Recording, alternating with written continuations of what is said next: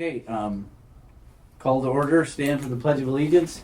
We don't even have a flag. Let's go get a flag.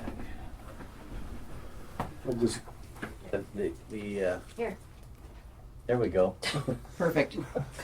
Jill will be the flag holder. I pledge allegiance to the flag of the United States of America and to the republic for which it stands, one nation, under God, indivisible, with liberty and justice for all. That's not in her job description, so That's they'll the have last- to pay her extra for that. Yeah. Make a note of that, please. So since you're the outgoing president, do I do this part or do you? Because you're still the budget president. I'm still the chair of the budget committee. However, this is a board of commissioners Meeting. meeting Until to we, determine the new. Yeah, you chair gotta of the elect. budget committee. gotcha. Okay, so we're just gonna call a recess until 10 o'clock. Right. Well, welcome back, everybody. We're out of recess, and we're starting this meeting at 10 o'clock.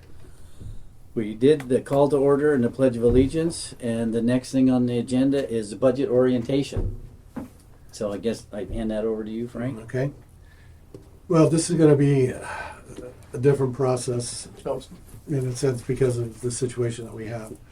When we were first hacked, I called the Department of Revenue and asked them for guidance because I wasn't sure what we could do or how we should proceed. At one point, they were actually considering whether we could push back the June 30th budget adoption date. But then they're worried that there could be competing laws of which one takes precedence. So their latest advice to me was to maintain the process as best we could, because they're saying the process is what's important, or my takeaway was the process is what's important, and disclose that the information here is incomplete. The sausage was being made when this all hit. So there are some things that are in balance, but it doesn't mean that they've been updated. They're rollovers from last year. Other areas where there's some funds that are out of balance. For example, some of the sheriff's programs, we typically do that at the end of the budget process and start balancing with the transfers. So we didn't even get to that point. And then we had some information in ClearGov, and I was able to retrieve some. I had to manipulate the information to try and put it in a format that existing budget members are familiar with, but it's not the way it comes out of ClearGov, so there was a lot of manipulation on the Excel spreadsheet. The other ones where I didn't have ClearGov information, they told me to, if I had a recent budget printout, to use that for this year as a starting point. So luckily, on April 24th, I ran a budget report for everything because I wanted to see where we stood. So in those cases, I inserted those pages. So there's going to be a mismatch of documents. So just to clarify, because I don't know if you've been brought up to speed. So we were hit with a ransomware attack. Mhm. So we lost all of our ability to access any data, and we're still down. We don't have access to any computers, any data. Wow. On the 26th of April. So he did that on the 24th. Right. Yeah, so. So Yeah, so I was just lucky. Yeah. You know? yeah, and that's so essentially that's why he's explaining that we don't have a lot of the information because everybody was preparing it You're right. Yeah. in these databases when the whole system Like 20 years worth of. went down. Right. Yeah. Yeah. I heard something through the grapevine. Yeah, and so in the business office, we maintain a lot of physical documents, but they're more for audit purposes, Right. POs that we process or contracts or things like that. The documents that I work on when creating the budget and crafting, they're all different kinds of worksheets. Right. And so those are all locked up.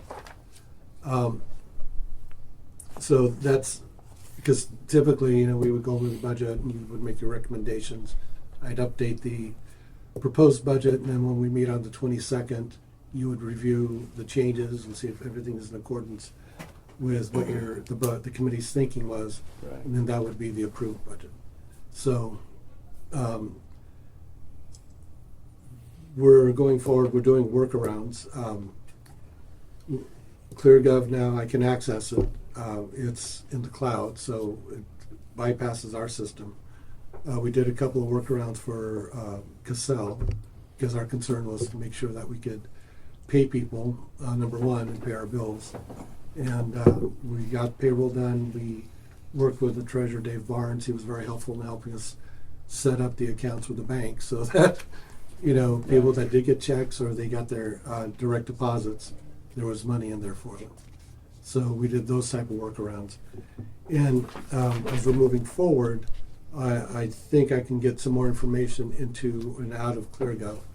So I'll be trying to update some of this, and then we'll have to figure out a way that I can get it out to you.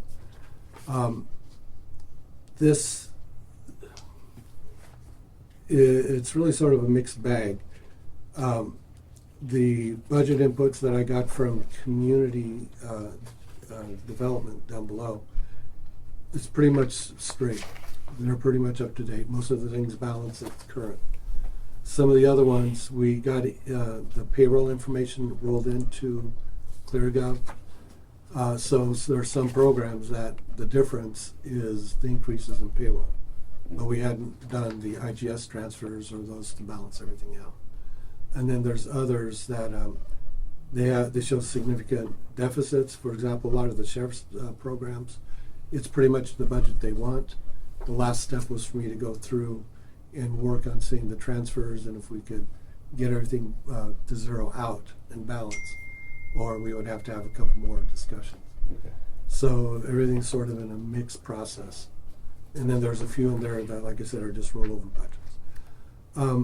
One of the things, I've been here since August, and I've shared this with our council and operating officer Ted Fitzgerald, that I noticed that in the past, a lot of the budgets were rollover budgets. One of the first things that jumped out at me was that there's some budget accounts where they would have significant dollars budgeted and nothing of that was ever received. I'm running, just looking back 10 years. And, one account showed loan proceeds of $600,000 and there was never any activity since the creation of that account. So my first thought was when I saw that is like, okay, is this throwing off the balance sheet? Because if we have an asset, if it's a loan proceed, there needs to be a corresponding debt. Right. But it was never set up. So I got into the budget, and it was just rolled over. There's many examples of like that. I did do some cleanup initially. I think one department had monies. It's like from FEMA. I'm sorry, let's recall from my spreadsheets. They showed almost overall like $1.2 million in revenues that never materialized, were never there. Other cases, they would show, let's say, $100,000 of expenditures, and in the past 10 years, it never went above 50.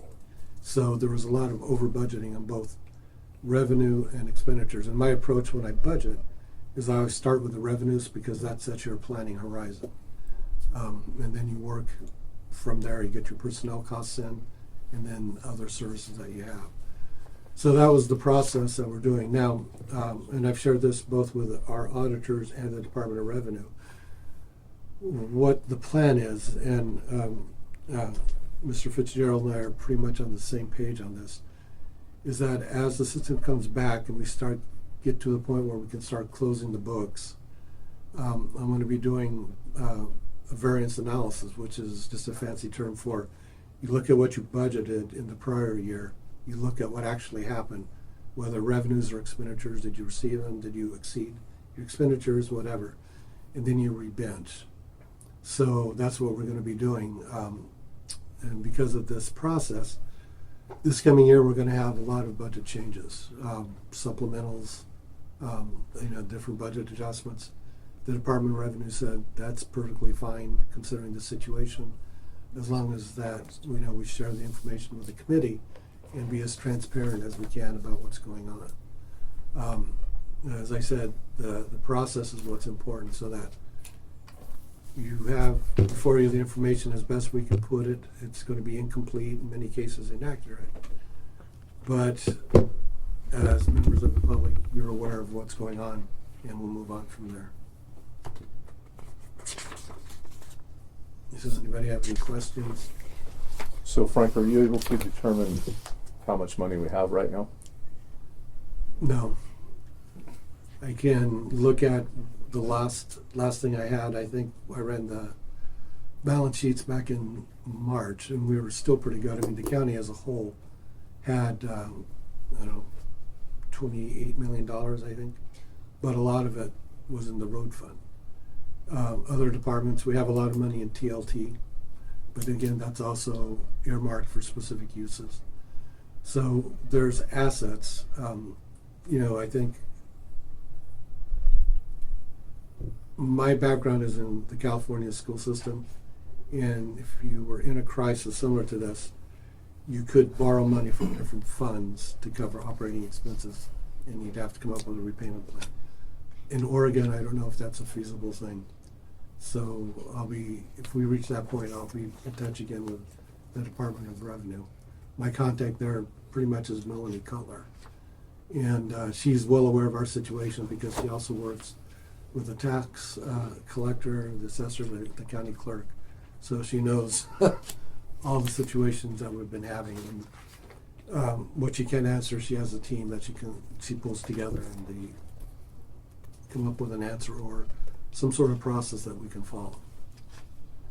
Yeah, I don't think we can do that, but there may be an exception to the rule. I think the only fund we can pull from is the road fund, Mhm. and that is specific. There are specific parameters associated with that. Yeah. And It might even be, it's not beyond the pale, that depending on the scope of what we're suffering because of this, we might actually get some kind of special legislation Yeah. applies. Yeah, well, they do have, I went through one of the Department of Revenue trainings, and in certain situations, you can borrow from a fund, but typically you have to pay it back in the same fiscal year. Yeah. That's a So, problem. yeah, so there is that possibility, but as Ted said, considering the unusual situation we're in, we may get an exception. I would have to call them and find out what their thinking on that is. Now, with the situation we're in, and obviously with a cyber attack, there's really no timeline. Is the county leading the process as far as getting the information back, or is that passed on to the state? Like, who's in charge of kind of I'll defer. that? And then Wait, when so- do we have any idea of like when we might have any? Services back up? Yeah, and is the county leading that charge, or has this been passed on to a state? No, the county's leading the Okay. charge. Now, we've reached out and we've received a variety of help from different areas of the state. We talked to the governor's legislative director, Bob Livingston, that was last Wednesday, and he stepped up, put us in touch with the right people from OEM, because we've been working with OEM and we just weren't getting the results that we needed. And so OEM sent down a bunch of people. Department of Administrative Services has a huge cyber force up there, and it's actually amazing how good they are. And in fact, they have a program that the state of Oregon does have a program that's specifically developed, and it was presented to the American Governors Association in 2019 about responding to a cyber attack. Problem is, they didn't use it. So we're sort of reminding them of it's a new thing. It was all theoretical, and then when it came time to actually do it, everybody was kind of going in different directions. So we're the test case. We're reaching out to. We actually the first help we got was from a nonprofit called the ITDRC, which is the Internet Technologies Disaster Recovery Center, and it's a nationwide nonprofit. They sent sheriff's office reached out to them first. They sent them a bunch of machines. They sent them all kinds of stuff. Then they started sending people. We've had people come from DAS. We reached out to various big vendors that back the ITDRC, Microsoft. So Microsoft sent these people in that are basically standing up virtual servers that are cutting edge. In fact, the stuff that we're doing right now, we're the third entity in the United States or maybe in the world that's actually doing this. So we're kind of like out there. But It's free too. Now it won't be free forever, so we've got 180 days to get. They're going to come in and do all these miracles, and then we're going to have the hard. Then we have to transfer that stuff off of these super space age things back to like the Chevy Caprice that we can afford. So being as new as it is, no timeline. So we should just prepare that we're going into this knowing that we're going to have limited information on the budget. Right, That- exactly. Yeah. Well, but there is additional information. So let's back up a little bit, and because I don't know how much everybody knows, and I know the public may be watching this, so I'll give you kind of a synopsis of a sequence of events. So midnight on the 24th, Yeah. No, 26. 26. 26, our sheriff's personnel notices that they can't access information. So they call IT. IT comes down and says, we have a serious problem. This is likely to be a cyber attack, but we need to do an assessment of it. The first thing we do is reach out to the insurance company. And there is a whole industrial complex built around cyber attacks. So Around ransomware attacks. so we are put in touch with a consulting group that deals specifically with ransomware attacks. So, and that group is Kivu, and it's a law firm. And they give you some direction about how to make your assessment and how to kind of navigate through that, which we do. But there is a big cost to that. And our insurance coverage on that is very limited. And it's limited because because of the level of cybersecurity we had in place, based on the current system, we could only have a certain level of insurance. So it's relatively low. So there could be a cost associated with that, a couple $100,000, maybe more. So the FBI gets involved, Homeland Security gets involved, and then to move forward, we declare a local state of emergency, which we did. That creates a mutual aid request, which we got mutual aid from, Lane County, was it Jackson? Josephine. Josephine, I'm sorry, Josephine County.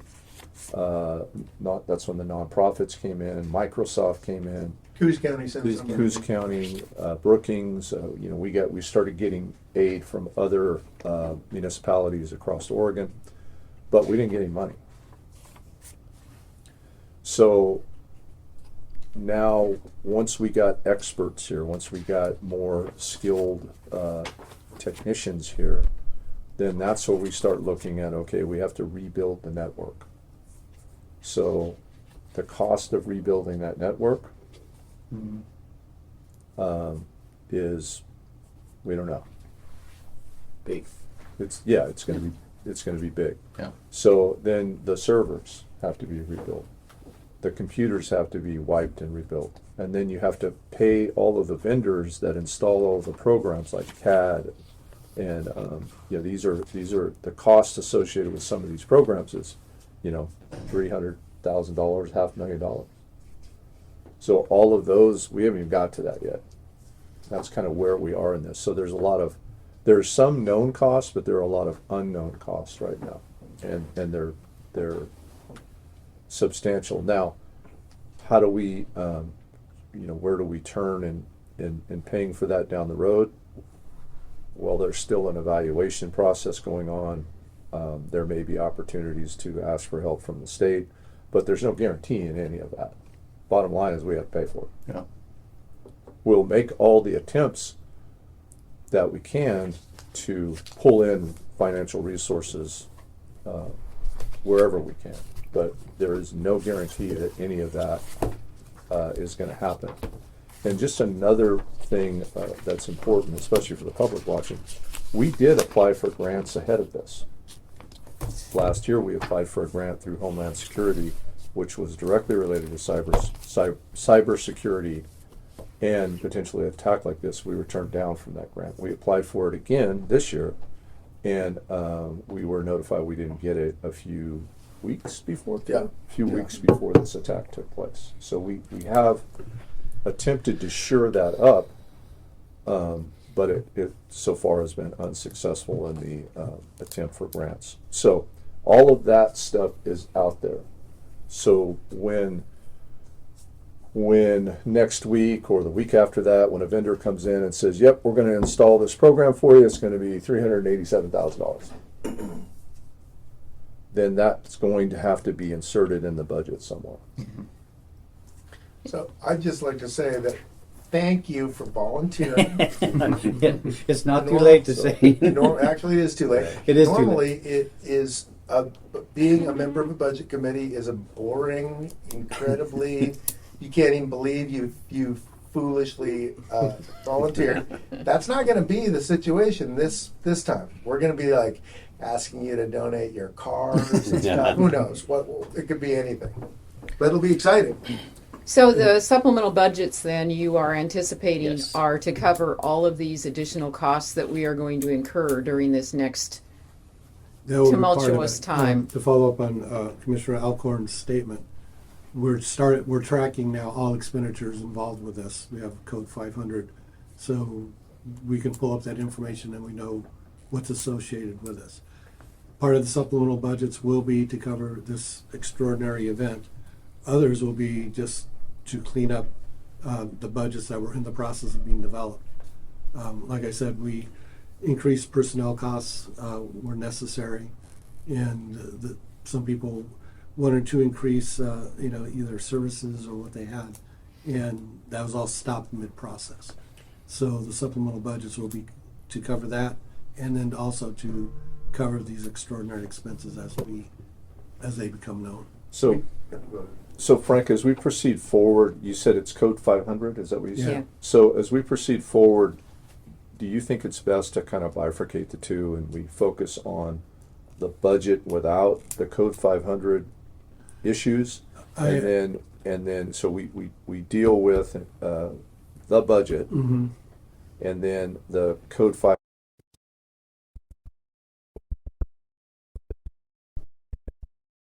pending doom Yeah. that comes with it. But we bifurcate the two. Is that I think is that that's your an recommendation? I think Yes. that's an excellent idea, because what I want to do is set up a separate fund, so all the 500 goes into that, and then I can remove it when I run reports, whatever, so you can just see normal county operating expenditures, Okay. and then this event. Okay.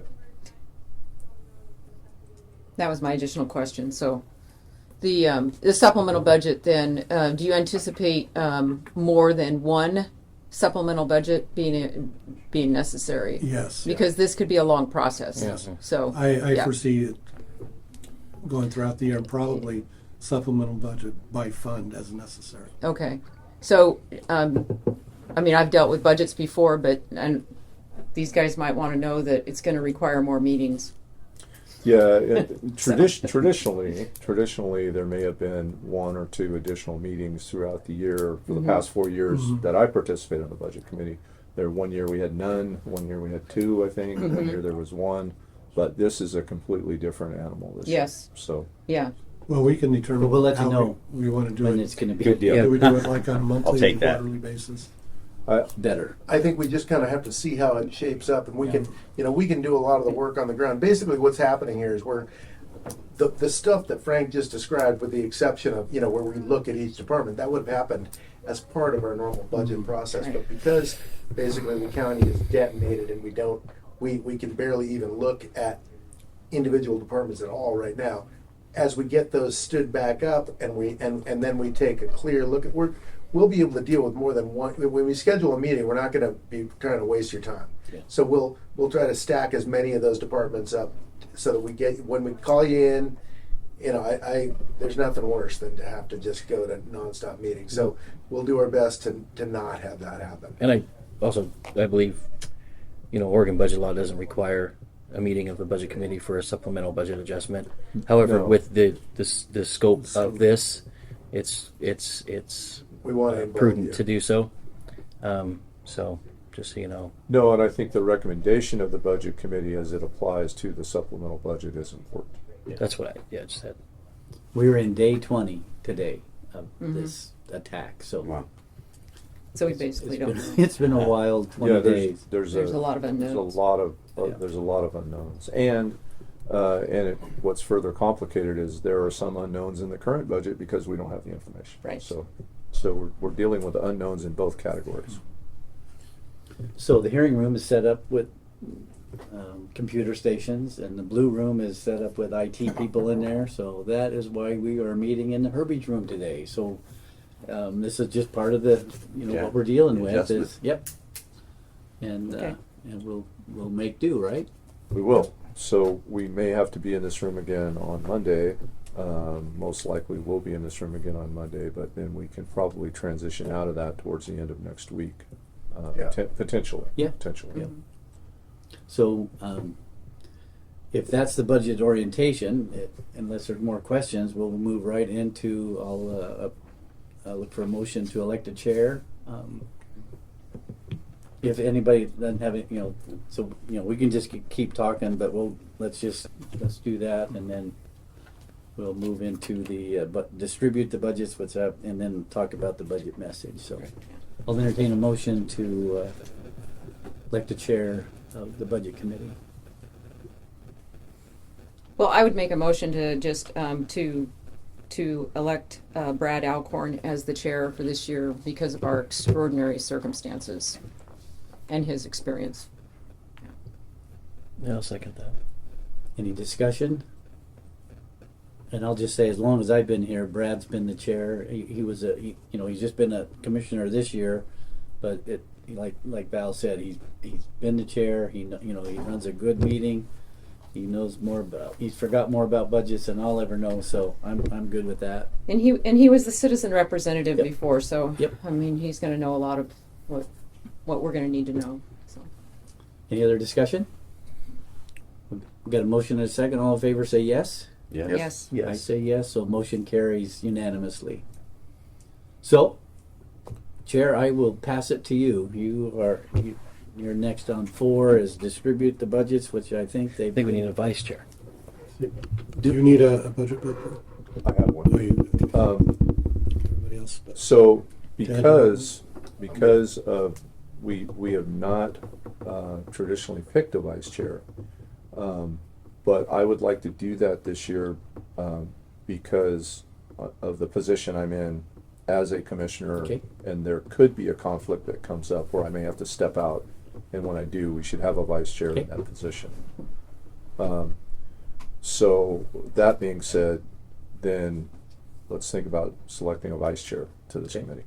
Well, we got a chair now, so you're running the meeting. So Okay, I'll nominate Val as vice chair. and I'll second that. I'll second that. I'll triple that.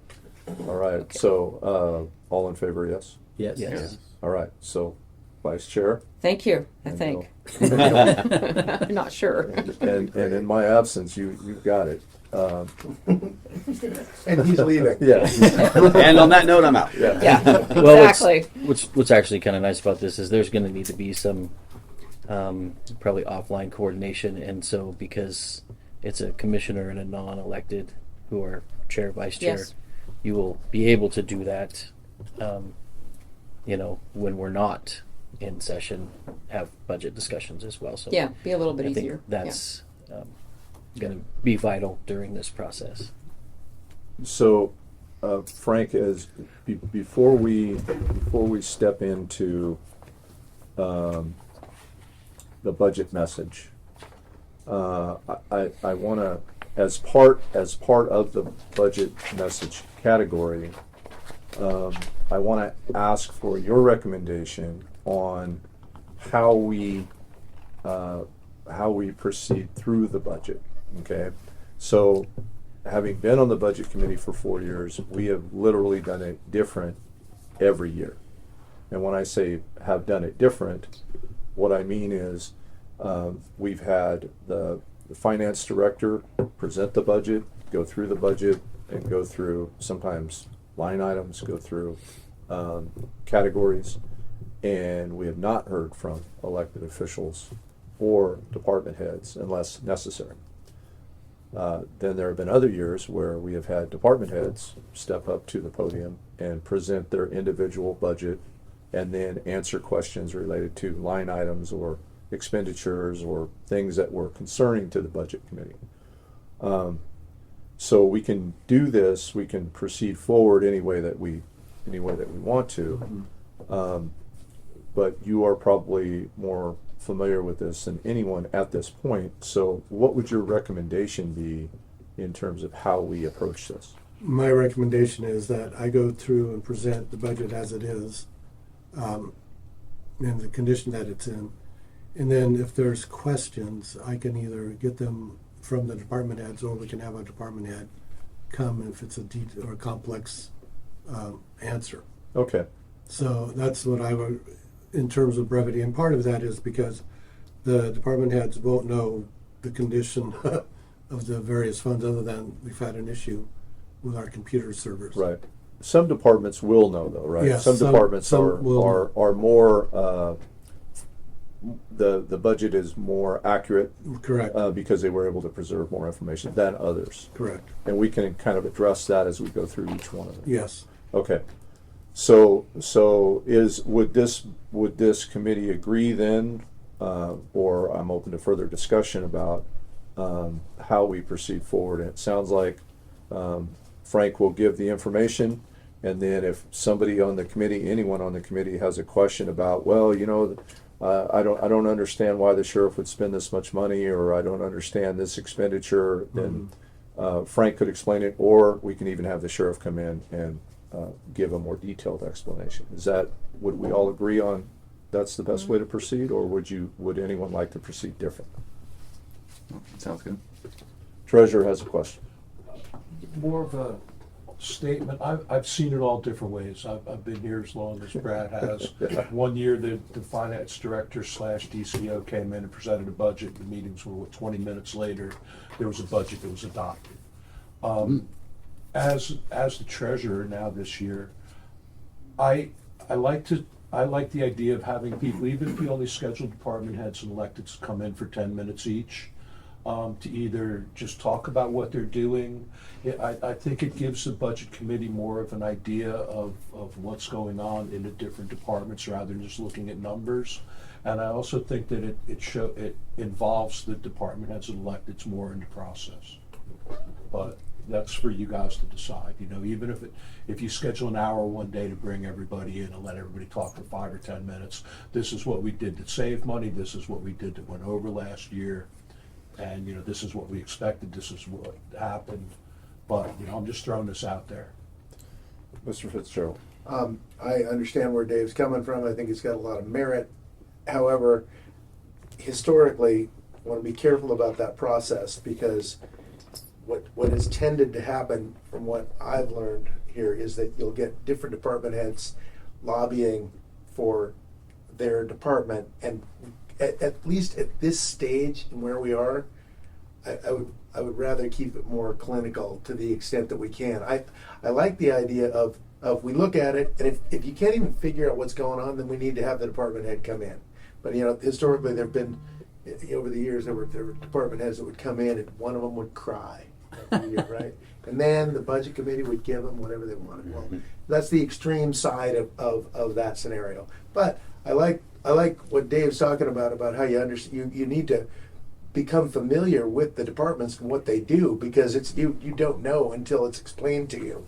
So part of that would be what was scheduled today, which is the tour, right? Right. Mm-hmm. But in reality, if we did, you know, if we go with Dave's approach, if they were to come in and just describe their activities, you know, and you kind of keep it, you just want to make sure that you don't let them get in and you know, start sometimes, because you get some real politicians in some of these departments. In fact, some of them are elected politicians. Well, here's a go ahead, Phil. I just, you know, I've sat through some pretty big scenarios where there have been similar situations, and I would probably propose maybe a compromise, because I think it would be nice to have the information from each department, and maybe a written document, a short written introduction would be nice to have for all of us to be able to, and we cannot, you know, it gets published so that it would be part of the record. And that way, if we had additional questions, you know, we'd have this to fall back on and be able to reference and would be able to maybe ask additional questions to that department head if there was something that came up. So one of the options kind of in line with that is what we can do is we will know each day what order Frank is going to go through the budget. So in other words, maybe he'll go Sheriff's Department, Road Department, Economic Development. So as we go through those, maybe we can have the department head here in the room with us. And then, as Frank explains it, if the department head has something that they would like to contribute, or we have questions for them, they can be available to us. How would that be? I would like there to be a format to it. Otherwise, it's just going to become Me too. this conversation. And so, the summary, right? 22, 23 accomplishments, 23, 24 expectations, capital improvements. Like, that's what we need to know. What do they plan for this upcoming year? What did they achieve last year? And what do they plan for having any capital improvement projects or expenses, right? Because that's going to summarize a lot. But if we get an open mic, we know how that will go as well. Yeah. Yeah, that never goes well. Yeah. So I think if we have some structure to it, and they say, these are some of the things that we want to see or hear or review, I think that'll be big. And in normal circumstances, that's how a lot of the departments would prioritize their message as it is. This is what we did, this is what we plan to do, and this is what we need to do it. I like that idea. And then that would also give us a chance, I guess, to submit maybe written questions back to them before having to go to maybe the final step of like, Sure. all right, we need Yeah. more clarification. Let's come in and do a question and answer. Right. It would be good to have the people in the room for that portion, but not like a, would you like to add anything, type thing. Right. They should have it in their I would submission. agree. Yeah. So written document and their presence, or just their presence to answer those questions? I would say written document and in their presence to answer questions. Okay. That would be, I think, the best alternative to what we're trying to achieve here. But not in the same meeting. No, the written documents would hopefully be submitted ahead of time. Yeah. So there's Yeah. a chance to review them, and then they could be present when Frank's presenting their budget, so that we can We can ask questions. some of those questions. Okay. Like if there's not room for a capital expense project for the three that they have chosen, what would they be their priority kind of Prioritize. questions, right? What? Okay, so Frank, you have those three questions? Yes, let me go recap what we discussed. We want a written document ahead of time, so that way the committee can review it and develop questions, and their presence in the room as we go through their specific budget. And Okay. the document structure. I think we need to add the In the document document structure. structure, we have their accomplishments for the past year, their goals for the coming year, and then capital improvements that they'd like to have. Mm-hmm. Yeah, I think that would be a great idea, especially given our present circumstances. I think that it would more direct us. Okay. I think that they're going to get way more involved when we do the supplementals, Yeah. Oh, because of that's where course. it's going to get really detailed. And we're going to have to ask some really intense questions. I mean, we're essentially doing a carryover budget from last year. Or we are in many places. So there's not. I mean, even they're going to be kind of off, but like, only things that can be adjusted is salaries for PERS and everything else. So, when we get to the details of those supplementals, there's going to be a lot of questions. The only things that they would be probably looking to incorporate into it would be capital expenditures, would be an adjustment. And it would be my guess, based on the budget calendar that we received beforehand, that some of these department heads and elected heads, they have an idea. They had an idea before the crash. So Mm-hmm.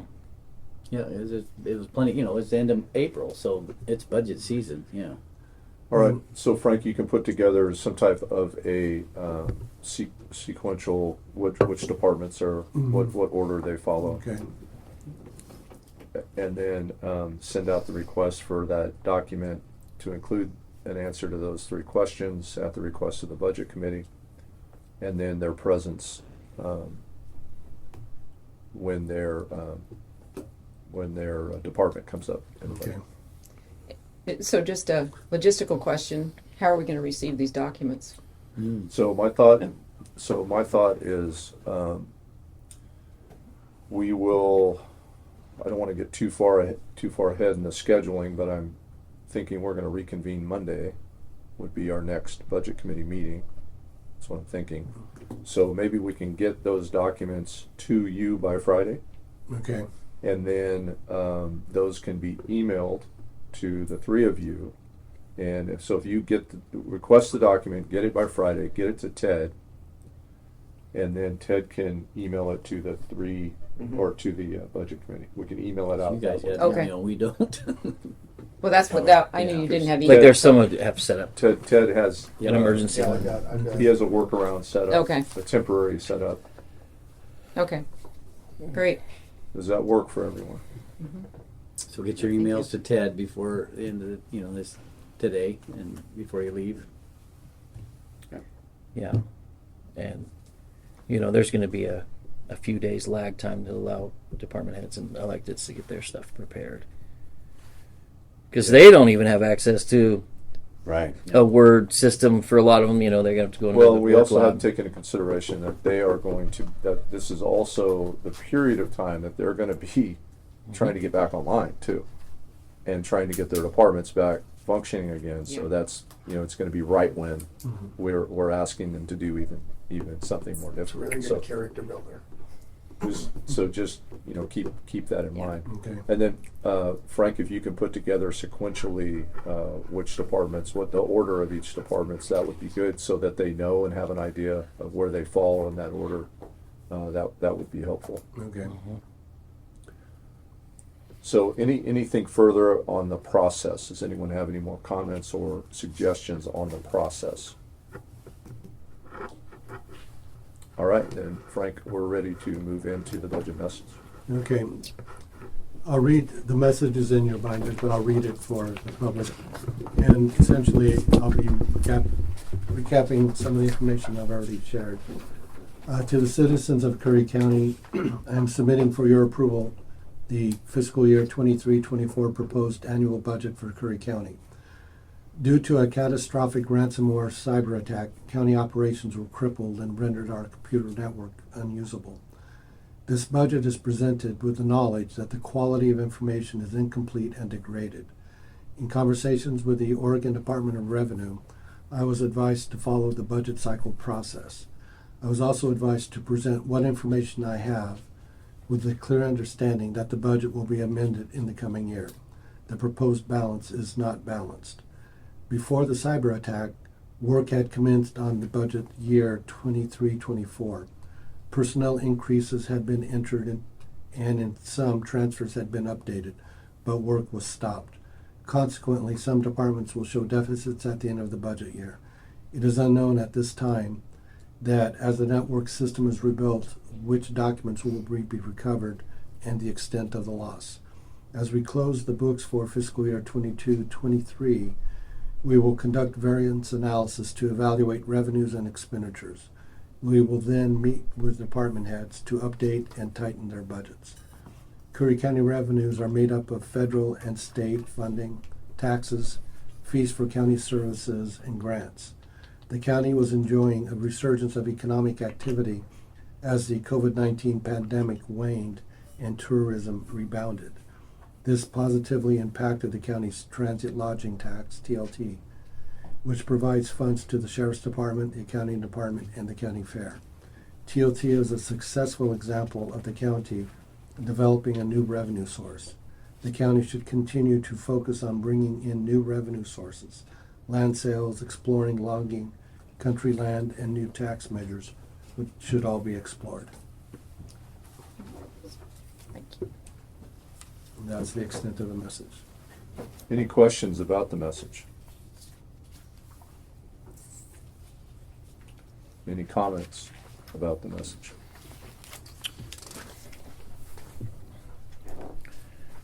Okay. This will be will be very challenging, but we have a lot of experienced people to help us navigate through this, and we'll figure it out. We'll get through it, and we'll deal with the consequences of it and move forward. Key here, the reminder is, we have mandated services that we've got to provide, and we will continue to provide those. Absolutely. Okay. I think, Brad, just real quick, the second page that you see, like when you open it up your book, you see the meeting agenda. The second page, see it's handwritten. That's what we're seeing a lot here. You'd never see, you'd never see this normally, handwritten. And so You did. This is how they budgeted in 1787. yeah. So you can see where the people, if you don't have good handwriting, or Some anyway, of that's those just budget messages will probably be handwritten too. yeah. Yeah, it will. Yep. Mm-hmm. Actually got writer's cramp last week. How bad? Just first time in years. All right. Next is a tour of the facilities, which, if you haven't been through, I would recommend that you do. I'd recommend the three of you do. I would, if you're available, I can call Lieutenant Hensley, and I would strongly recommend that you go through the jail. I would recommend that, and keep in mind that I did that 4 years ago, and nothing has changed. Well, yeah. Yeah. It's gotten worse. I mean, the building. 4 point. years.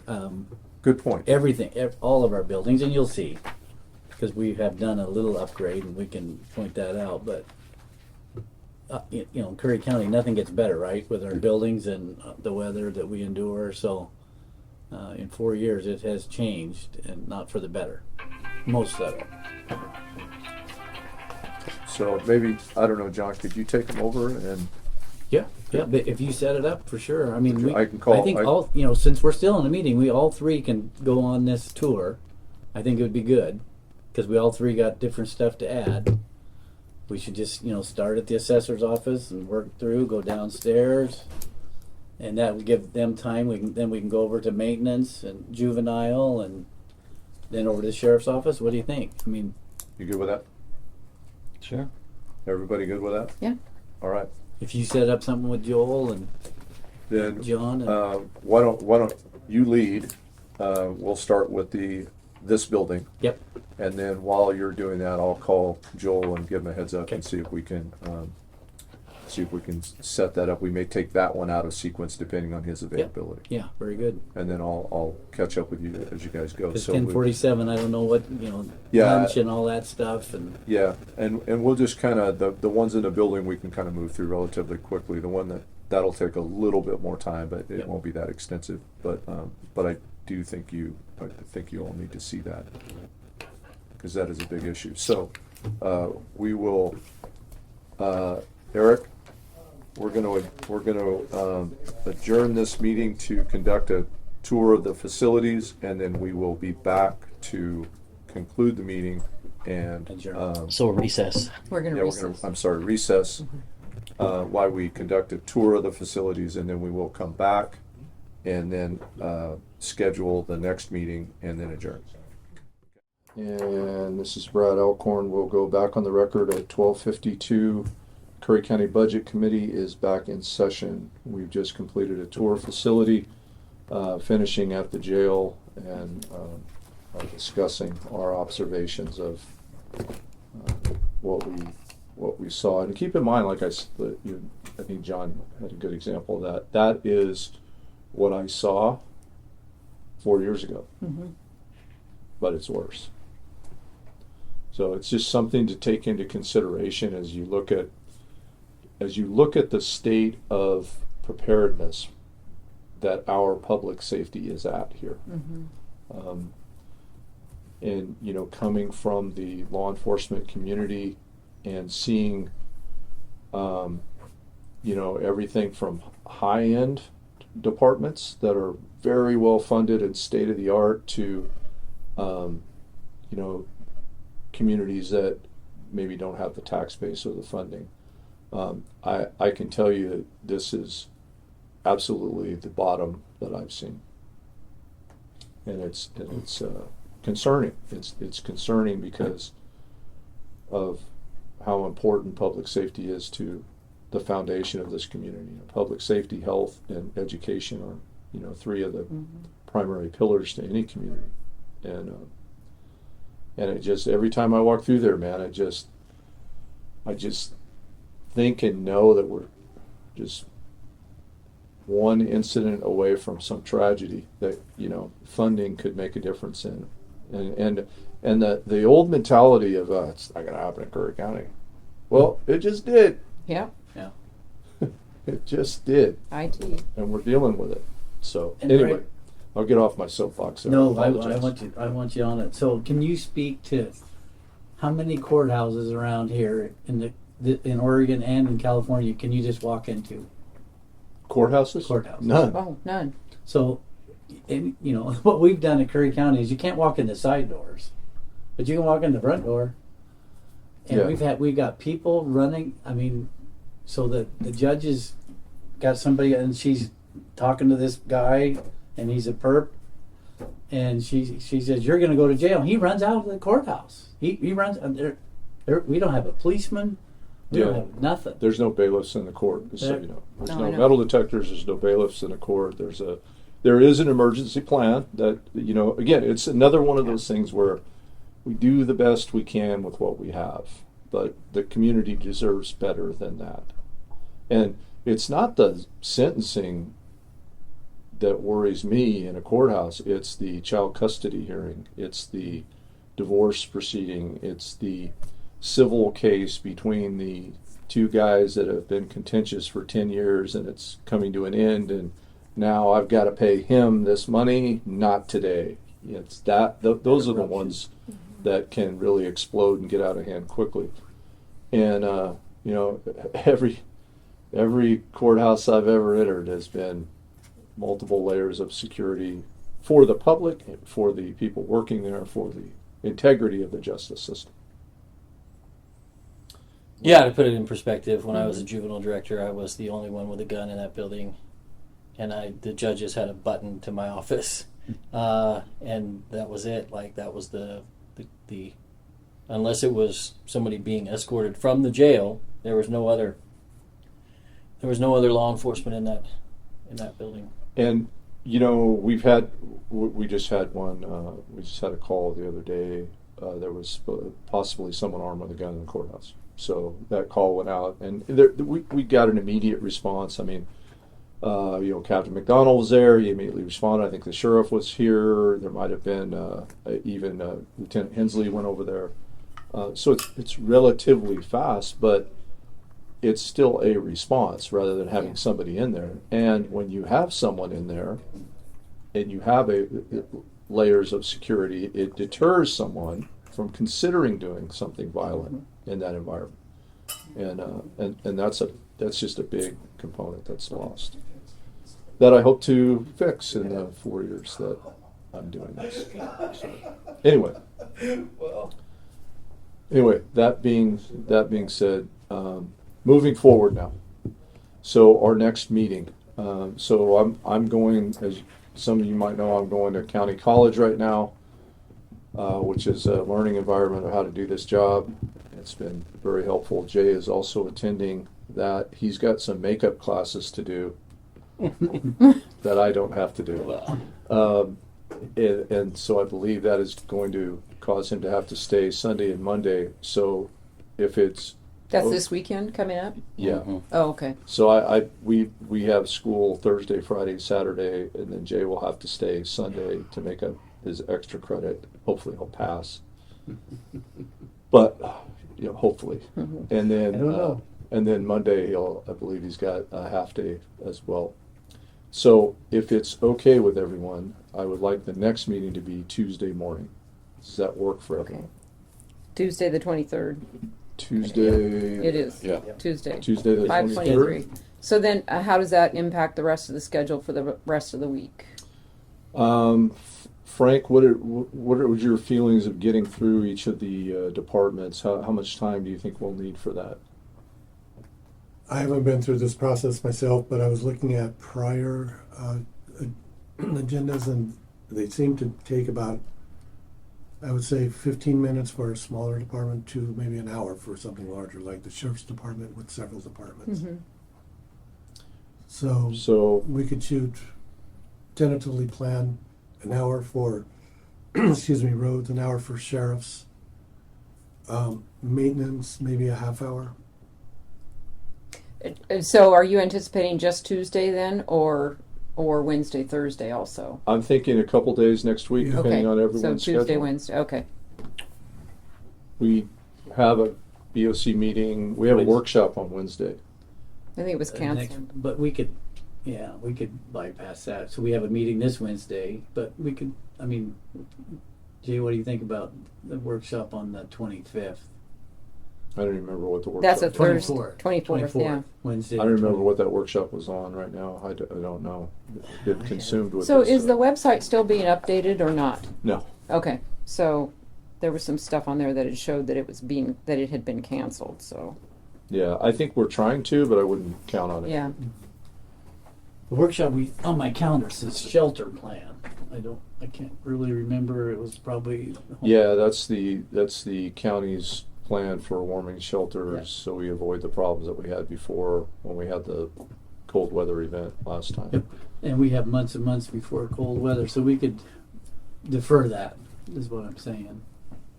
Well, let's plan on. Does anyone have conflicts next week?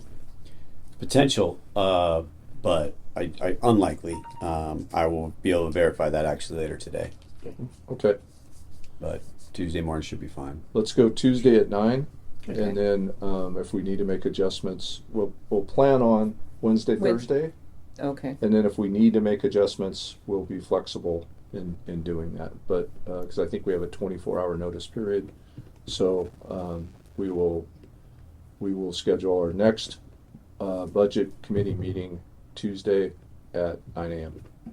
Sounds Okay. good. All that's right. good. Nobody has anything else? We'll adjourn. Very good. Thank you. All right. Thank you all. We are adjourned.